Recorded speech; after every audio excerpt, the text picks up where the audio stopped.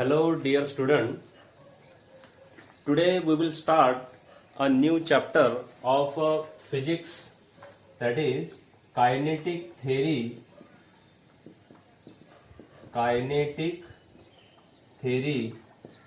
of gases and radiation.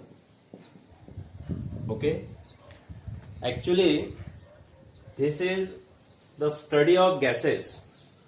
And when we talk about the gases, then we are very familiar about the gases. It means that it is a one kind of state of matter.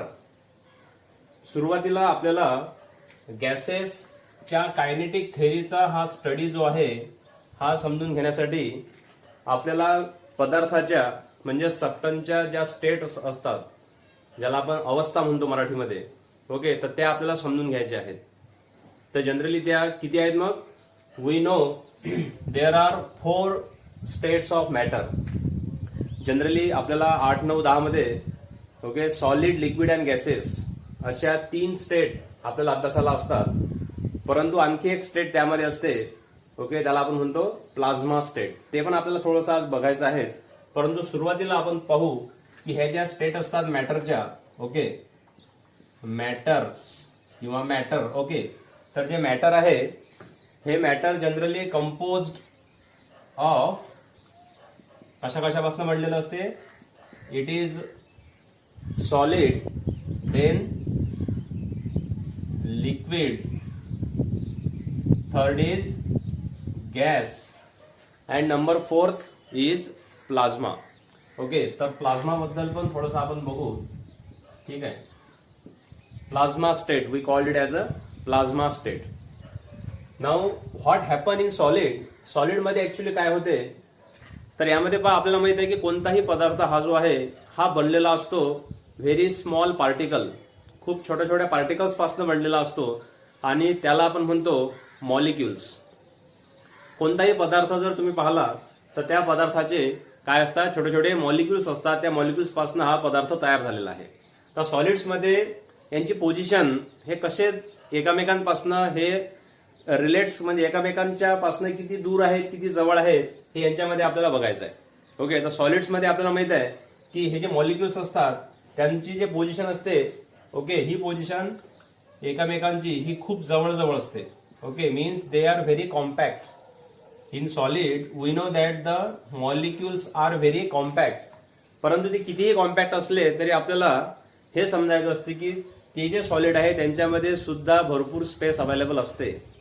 Molecular लेवलवर आपण जेव्हा यांचा अभ्यास करू तेव्हा त्याचा आपल्याला detail study असतो. परंतु आपल्याला सुरुवातीला समजून घेण्यासाठी सॉलिड म्हणजे काय, तर सॉलिड म्हणजे हे असे सबस्टन्स असतात की ज्यामध्ये मॉलिक्युल्स हे कसे तयार झालेले असतात किंवा कसे अलाइन झालेले असतात? They are arranged in compact manner. खूप जवळजवळ ते त्यामध्ये अलाइन झालेले आहेत किंवा सिच्युएटेड असतात. ओके, त्यानंतर लिक्विड मध्ये जर पाहिलं तर यांच्यातलं अंतर, लिक्विड जे असतील तर लिक्विड मधले जे काही मॉलिक्युल्स असतील ते सॉलिड पेक्षा थोडे एकमेकांपासून अंतरावर असतात. ओके, म्हणजे याच्यामध्ये जर आपण पाहिलं तर आपल्याला अशा प्रकारचे त्यांची पोझिशन ही दाखवता येईल. कशामध्ये? लिक्विड मध्ये. पहा, लक्ष द्या. ओके, ऍक्च्युली आपल्याला हे बेसिकच बघायचं आहे कायनेटिक थेअरी ऑफ गॅसेस या चॅप्टरसाठी. लक्षात. तर सॉलिड मध्ये हे जे मॉलिक्यूल आहेत हे एकदम क्लोजली पॅक असतात आणि हे जास्त क्लोजली पॅक असल्यामुळे यांच्यामधला जो फोर्स ऑफ अट्रॅक्शन असतो हा फोर्स ऑफ अट्रॅक्शन सुद्धा कसा असतो? खूप जास्त असतो. Because in solid they are compact. And if we study the liquid, then in liquid this force of attraction is also strong but not as much as in solid. Solid सारखा force of attraction हा liquid मध्ये एवढ्या प्रमाणात तो नसतो, पण थोडा कमी असेल त्यापेक्षा. ओके, त्यानंतर जर समजा आपण गॅसचा विचार केला, तिसरी जी स्टेज आहे, ओके, तर गॅसमध्ये जे मॉलिक्युल्स असतील ते मॉलिक्युल एकमेकांपासून खूप जास्त दूर असतात आणि आपण याला म्हणतो की इंटरमॉलिक्युलर फोर्स ऑफ अट्रॅक्शन यांच्यामध्ये जे असते ते निग्लिजिबल असेल. निग्लिजिबल म्हणजे काय की ते फोर्स ऑफ अट्रॅक्शन त्यांच्यामध्ये जवळपास नसल्यासारखंच असते. Okay, so these are the 3 main state of matter. आणि चौथी जे स्टेट आता आपल्याला बघायची आहे ते ऍक्च्युली तुम्हाला या चॅप्टरमध्ये आपल्याला स्टडी करायची नाही आहे. आपल्या या चॅप्टरमध्ये जे स्टडी आहे करण्याची ती कोणती आहे, गॅस किंवा गॅसियस स्टेट. तर प्लाझ्मा स्टेट म्हणजे काय, तर प्लाझ्मा स्टेटमध्ये आपल्याला माहित आहे की generally it is a mixture. म्हणजे ते एक प्रकारचं काय, प्लाझ्मा स्टेट म्हणजे काय असते, ते मिक्सचर असते एक प्रकारचं. कशाचं, त्यामध्ये एखाद्या ऍटम मधून किंवा ऍटम्स मधून जर इलेक्ट्रॉनला एनर्जी मिळाल्यानंतर जेव्हा ते बाहेर येतील तर ते इलेक्ट्रॉन फ्री होतात.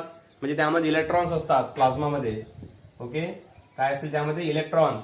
आणि इलेक्ट्रॉन ज्या ऍटमच्या बाहेर येतात तो ऍटम म्हणजे काय होऊन जातो, मग एक प्रकारचा आयन तयार होतो त्याचा. लक्षात, म्हणजेच त्या ठिकाणी आणखी काय असतात मग, इलेक्ट्रॉन्स अँड आयन्स ज्याला म्हणतो आपण. म्हणजे इलेक्ट्रॉन्स अँड आयनचं ते काय असते एक प्रकारचं, ते मिक्सचर असते. It is a mixture of electrons and ions, that is called the plasma.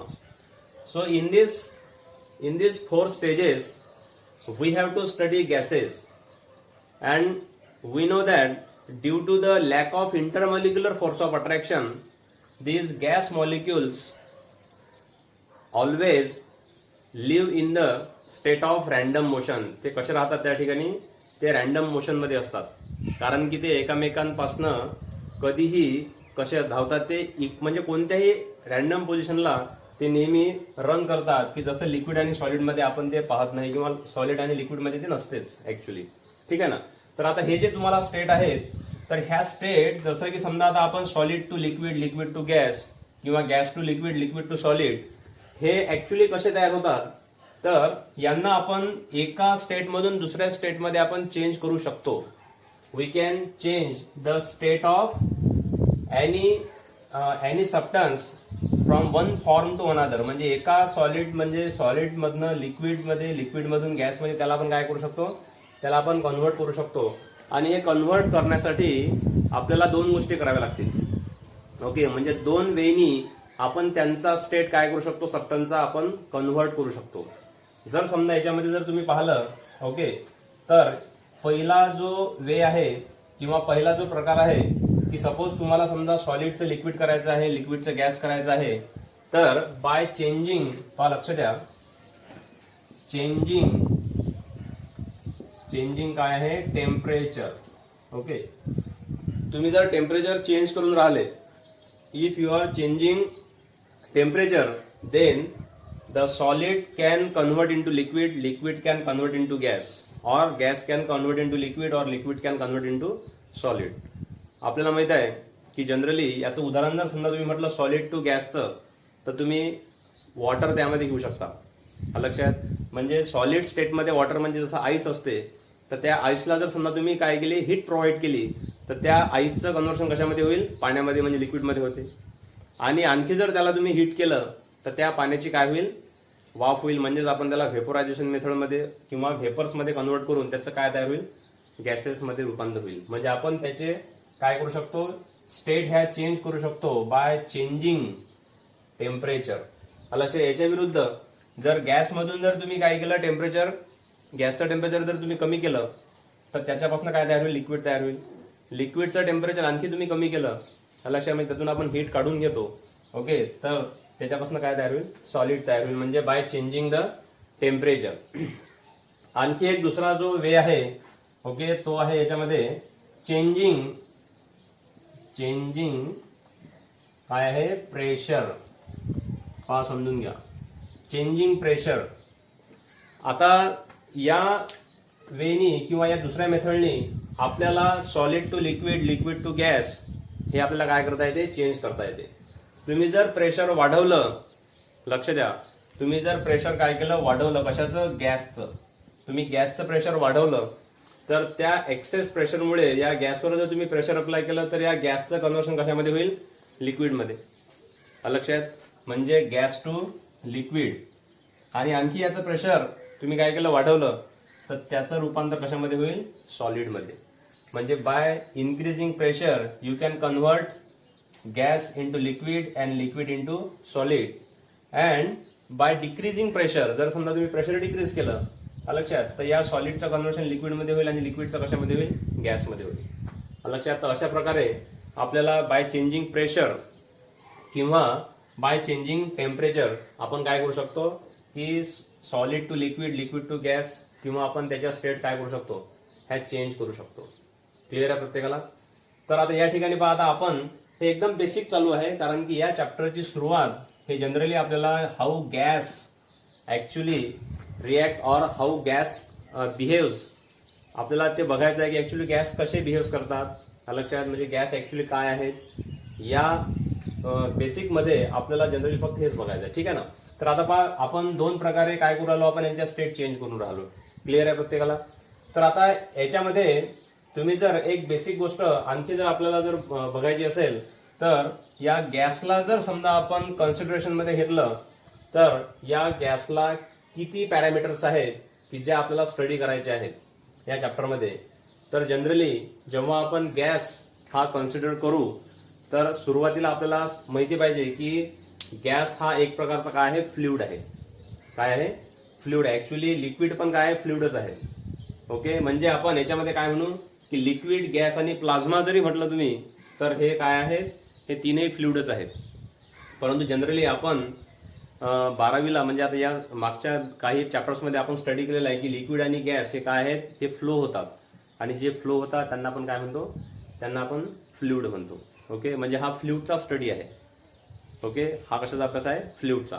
तर आता या केसमध्ये आपल्याला जर यांचं बिहेवियर जर आपण पाहिलं तर या गॅसचे वेगवेगळे पॅरामीटर्स आपल्याला स्टडी करायचे आहेत. तर गॅसचे पॅरामीटर जर आपल्याला स्टडी करायचे झाले तर गॅस तुम्ही जेव्हा कन्सिडर करता किंवा आपण करू एखाद्या कंटेनरमध्ये, suppose this is a container, okay, in which the gas is filled. समजा आता हे कंटेनर आहे. ओके, तर या कंटेनरमध्ये आपण गॅस हा फिल्ड केलेला आहे.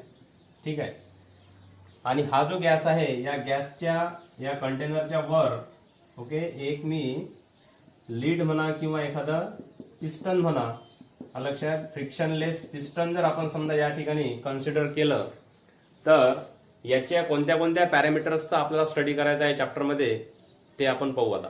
ठीक आहे, तर सुरुवातीला आपल्याला याच्यामध्ये लक्षात घ्या याचं टेम्परेचर आपल्याला स्टडी करायचं आहे. ओके, काय स्टडी करायचं आहे बेटा, टेम्परेचर. त्यानंतर याला आणखी काय आहे, गॅसला आपण काय इन्क्रीज किंवा डिक्रीज करू शकतो, प्रेशर. ओके, याला आपण प्रेशर सुद्धा देऊ शकतो. ओके, आणखी गॅसला काय असते आपल्याला माहित आहे, गॅसला अजून काय आहे, व्हॉल्यूम असते. ओके, म्हणजे याच्यामध्ये मेन कोणते आहेत मग, टेम्परेचर, प्रेशर, व्हॉल्यूम. ओके, आणि याचं मास पण असते. लक्षात काय असते, आणखी मास. समजून आला हे. ओके, तर आता या सगळ्या गोष्टींमध्ये महत्वाची गोष्ट आपण जे सुरुवातीला पाहिलेली आहे की आपण या पूर्ण गॅसचा जेव्हा स्टडी करतो तर त्या स्टडी करण्यासाठी, त्या गॅसचा पूर्ण स्टडी करण्यासाठी बेसिकली आपल्याला मॉलिक्यूल किंवा एक कोणताही गॅस जेव्हा तुम्ही याच्यामध्ये घेता तर तो कोणत्या प्रकारचा गॅस असू द्या, कोणत्याही प्रकारचा गॅस असू द्या, त्याच्यामध्ये त्याचे मॉलिक्युल्स असतील. तर त्या मॉलिक्युलचा तुमचा स्टडी पाहिजे. म्हणजे ऍक्च्युली समजा तुम्ही जर म्हटलं किंवा एक मॉलिक्यूल आहे O2 म्हणजे ऑक्सिजन हा गॅस आपण याच्यामध्ये घेतला लक्षात, तर त्या ऑक्सिजनला हे पूर्ण पॅरामीटर्स असतील. टेम्परेचर आहे, प्रेशर आहे, व्हॉल्यूम आहे, मास आहे. लक्षात. त्याच्यानंतर आता मॉलिक्यूलचा जर समजा तुम्ही त्याचा स्टडी केला, कारण की एका मॉलिक्यूलचा जे बिहेवियर असेल ते संपूर्ण बिहेवियर कोणाचं असेल, त्या गॅसचं. समजा तुम्ही ऑक्सिजन घेतला याच्यामध्ये तर O2 म्हणजे एक मॉलिक्यूल जर घेतला तुम्ही O2चा तर त्याचं जे बिहेवियर असेल तेच बिहेवियर सेम पूर्ण गॅसचं असेल यामध्ये. ठीक आहे ना. तर या ठिकाणी काय करायचं आपल्याला, तर त्या ऑक्सिजनचा तुम्हाला ऍटॉमिक लेवलवर किंवा मॉलिक्युलर लेवलवर आपल्याला त्याचा पूर्ण काय पाहिजे, बेसिक स्टडी पाहिजे. लक्षात. जसं की त्यामध्ये त्याचं मॉलिक्युलर मास काय आहे, लक्षात. मॉलिक्युलर मास समजण्यासाठी आपल्याला त्याचा ऍटॉमिक मास माहित पाहिजे. ओके, आणि हे मॉलिक्युलर मास आणि ऍटॉमिक मास जेव्हा आपण स्टडी करू किंवा आपण ते आपल्याला जर माहित असेल तर त्यामध्ये आपण जो गॅस कन्सिडर करू त्याचा अमाऊंट जो आपण ॲव्होगॅड्रोज नंबरने आपण डिनोट करतो किंवा आपण तो स्टडी करू, ॲव्होगॅड्रोज नंबर काय आहे ते पण आपल्याला बघायचं आहे. तर ह्या सगळ्या बेसिक गोष्टी आपल्याला या चॅप्टरमध्ये बघायच्या आहेत की ज्याचं नाव काय, कायनेटिक थेअरी ऑफ गॅसेस. तर मग आता सुरुवातीला जर तुम्ही पाहिले की याच्यामध्ये कायनेटिक हा शब्द कशासाठी आलेला आहे किंवा कायनेटिक हा जो वर्ड आहे हा गॅससाठी कसा काय आहे लक्षात. तर मी तुम्हाला सुरुवातीला सांगितलं होतं की when we consider this gas molecule which are enclose in any container, then it is observe that असं लक्षात आलेलं आहे किंवा त्यांची प्रॉपर्टी आहे गॅसची की हे गॅस मॉलिक्यूल एका ठिकाणी थांबत नाहीत. ओके, काय करत नाही ते एका ठिकाणी थांबत नाहीत. मग ते काय करतात तर ते ऍट रॅन्डम त्यांची मोशन ते काय करत राहतात, परफॉर्म करत राहतात. ओके, मग आता यांची मोशन ही कशी आहे तर ही मोशन जर समजा तुम्ही पाहिली तर हे ऑलवेज एका ठिकाणावरून दुसऱ्या ठिकाणी, सपोज आता हे सगळे गॅस मॉलिक्यूल आहे त्याच्यामध्ये. ओके, आणि त्याच्यातला जर समजा मी एक गॅस मॉलिक्यूल तुम्हाला दाखवला तर त्याची डायरेक्शन ही काही फिक्स नसते, म्हणजेच त्याला आपण कोणती डायरेक्शन म्हणतो मग रॅन्डम. ओके, मोशन, आणि रॅन्डम मोशनची डायरेक्शन पण रॅन्डमच असेल. लक्षात, म्हणजे हे ऑलवेज हे जे गॅस मॉलिक्यूल आहे, सपोज आता हा O2 गॅस मी घेतला याच्यामध्ये, ठीक आहे ना. तर आता हा जो ऑक्सिजन गॅस आहे तर या ऑक्सिजन गॅसला जेव्हा आपण या कंटेनरमध्ये कन्सिडर करू तर या ऑक्सिजनचे हे मॉलिक्युल्स आहेत, तर हे मॉलिक्यूल ऑलवेज ऍट रॅन्डम काय करतात, मोशन परफॉर्म करतात. आणि मोशन परफॉर्म करतात म्हणजेच त्यांना काय आहे, त्यांना कायनेटिक हा वर्ड त्यांना लागू आहे आता. लक्षात, मग मोशन म्हणजे आहे तर कोणत्या कोणत्या प्रकारच्या मोशन्स यामध्ये असू शकतात त्यांना. लक्षात, तर हे जे मॉलिक्युल्स असतात या मॉलिक्युल्सला ज्या मोशन्स असतील तर हा एक मॉलिक्यूल जर तुम्ही कन्सिडर केला तर हा कसा कोणत्या कोणत्या प्रकारच्या मोशन परफॉर्म करू शकतो. तर याच्यामध्ये तुम्ही सर्वात पहिले एक नाव आपण इथे घेऊ शकतो आणि ते म्हणजे कोणतं आहे मग ट्रान्सलेटरी मोशन. कोणती आहे, ट्रान्सलेशनल मोशन सुद्धा म्हणू शकता तुम्ही. ओके, ट्रान्सलेशनल मोशन, ठीक आहे ना. ट्रान्सलेशनल मोशन शॉर्टकटली तुम्ही इथे ट्रान्सलेशनल मोशन. ओके, म्हणजे काय होईल की हा मॉलिक्यूल एका ठिकाणावरून दुसऱ्या ठिकाणी जात आहे. म्हणजे सपोज आता हा इथं होता, हा नंतर इथं आला. लक्षात, म्हणजे हा इथून इथपर्यंत गेला असा. म्हणजे यांनी काय केलं, यांनी एक मोशन परफॉर्म केली आणि ती कोणती आहे, येस, ट्रान्सलेशनल मोशन. त्याच्यानंतर सेकंड आणखी हा कसा म्हणजे मोशन परफॉर्म करू शकतो तर दुसरी मोशन याची रोटेशनल मोशन सुद्धा असू शकते. लक्षात, रोटेशनल मोशन म्हणजे काय तर समजा आता हा डायॲटॉमिक मॉलिक्यूल आहे O2. कोणता आहे, रोटेशनल मोशन. हा डायॲटॉमिक मॉलिक्यूल आहे. तर डायॲटॉमिक मॉलिक्यूल आहे म्हणजे काय, हे जे दोन ॲटम असतील या डायॲटॉमिक मॉलिक्यूलचे, म्हणजे या मॉलिक्यूलचे दोन ॲटम हे सोबत, ओके, एका ऍक्सिस भोवती सोबतच काय होतील, रोटेट होतील. लक्षात, due to the gain of energy. याला जेव्हा आपण एक्सटर्नल एनर्जी प्रोव्हाइड करू या कंटेनरला तर यांच्यामध्ये हे मोशन काय होतात, ह्या वाढतात, त्यांच्या व्हॅल्यूज वाढतात. ओके, जनरली रोटेशनल मोशन म्हणजे काय तर मग हे दोन मॉलिक्यूल एका ऍक्सिस भोवती काय करतील. सपोज आता हा ऍक्सिस आहे, हे दोन मॉलिक्यूल आहेत असे, तर हे दोन मॉलिक्यूल एका ऍक्सिस भोवती काय करतील, मोशन परफॉर्म करतील. लक्षात, गोल मोशन अशी एका ऍक्सिस भोवती. त्याच्यानंतर तिसरी मोशन जर समजा तुम्ही याची कन्सिडर केली तर ती असेल व्हायब्रेशनल मोशन. लक्षात, कोणती असेल, व्हायब्रेशनल मोशन. म्हणजे आता हे व्हायब्रेशन पण करतील. लक्षात, व्हायब्रेशनल मोशन, ठीक आहे ना. म्हणजे पहा आता आपल्याला गॅसचा स्टडी किती किती प्रकारे करायचा आहे. ओके, तर हे सुद्धा बेसिकच आहे याचं. मग ह्या सगळ्या गोष्टी यांना मोशन आहे म्हणजेच त्याला काय आहे, कायनेटिक म्हणजे कायनेमॅटिक्सचा स्टडी आपल्याला ऍक्च्युली करायचा आहे गॅसचा. ठीक आहे, म्हणजे गॅसला जर मोशन आहे, गॅस मॉलिक्यूलला मोशन आहे म्हणजेच त्यांचा आपण स्टडी करू कायनेमॅटिकच्या द्वारे. आणि ही जी कायनेमॅटिकचा हा जो स्टडी आहे तर हा ऍक्च्युली कसा आहे, थिअरीज आहे ऍक्च्युली, कायनेमॅटिक किंवा कायनेटिक थिअरी. ओके, याच्यामध्ये आपण टेम्परेचर चेंज केलं तर याच्यावर काय इफेक्ट होईल, प्रेशरवर किंवा व्हॉल्यूमवर त्याच्या. लक्षात, त्याच्यानंतर समजा तुम्ही प्रेशर इन्क्रीज केलं तर त्याचा इफेक्ट कशावर होईल, व्हॉल्यूम तुम्ही चेंज केलं तर आणखी त्याचा बाकीच्या याच्यावर काय इफेक्ट होईल. लक्षात, परंतु या केसमध्ये आपल्याला जे बेसिक आहे ते बेसिक म्हणजे काय आहे की गॅसचं जे बिहेवियर आहे ते तुम्हाला समजून घ्यायचं आहे. ओके, आणि गॅसचं बिहेवियर म्हणजे काय, हाऊ ऍक्च्युली इट बिहेव्स. तर त्याचं बिहेवियर हेच आहे की तुम्ही कोणत्याही कंटेनरमध्ये जर त्याला कन्सिडर केलं किंवा त्याला तुम्ही एन्क्लोज केलं तर तो गॅस, त्याचे मॉलिक्यूल हे एका ठिकाणी न राहता हे ऑलवेज रॅन्डम मोशन परफॉर्म करत राहतात. आणि हे मोशन कशावर आहे तर एक्सटर्नल पॅरामीटरवर सुद्धा त्याची हे मोशन डिपेंड आहे. लक्षात, म्हणजे तो एक्सटर्नली काही एनर्जी जर त्यांनी गेन केली तर त्यांच्या या मोशनमध्ये काय तो चेंज होतो. आणि जसा जसा यांच्या मोशनमध्ये चेंज होईल तशा तशा प्रमाणे त्यांच्या एनर्जीच्या व्हॅल्यू सुद्धा काय होतील, चेंज होतील. कारण की आता हे एनर्जी, कारण की याला एनर्जी तर असेलच ना, कारण की मोशनमध्ये आहेत तर. ओके, तर आता आपल्याला जनरली गॅसेसचे बेसिकमध्येच पुढे आता गॅसेसचे आपल्याला जे प्रकार आहेत जनरली दोन, एक आहे रिअल गॅस आणि आपण त्याला आयडियल गॅस म्हणतो. तर आयडियल गॅस हा एक प्रकारचा कसा आहे, हायपोथेटिकल गॅस आहे, किंवा आपण तो स्टडी करण्यासाठी जनरली काय करतो, कन्सिडर करतो. ओके, हायपोथेटिकल म्हणजे काय, तो आयडियल इतका आयडियल आहे की त्याची आयडियालिटी ही रिअल गॅसेस फॉलो करत नाहीत, त्याचे काही अझम्पशन सुद्धा आहेत. ओके, तर त्या अझम्पशन नुसार तो बिहेव करतो आयडियल गॅस. परंतु आपल्याकडे जे आपण जे गॅस जनरली कन्सिडर करतो ओके आपल्या रोजच्या जीवनामध्ये, तर ते आयडियल नसतात, तर ते कोणते असतात, रिअल गॅसेस असतात. लक्षात. तर आता आयडियल गॅसचं इक्वेशन, त्यांचं बिहेवियर, ओके, त्याच्यानंतर आपल्याला अवॅगॅड्रोज नंबर, मोलर मास, लक्षात, ॲटॉमिक मास, मॉलिक्युलर मास ज्याला म्हणतो आपण, हे सर्व आपल्याला बेसिकमध्येच बघायचं आहे. लक्षात. परंतु ही एकदम जस्ट सुरुवात आहे या चॅप्टरची. लक्षात, की ज्याचं नाव काय आहे, kinetic theory of gases and radiation. Okay, तर ऍक्च्युली आपल्याला कायनेटिक थिअरी ऑफ गॅसेसचाच हा अर्धा पार्ट आहे भरपूर. लक्षात. आता याच्यानंतरचं जे बेसिक आहे ते आपण पुढच्या लेक्चरला बघू. ठीक आहे. Okay, thank you.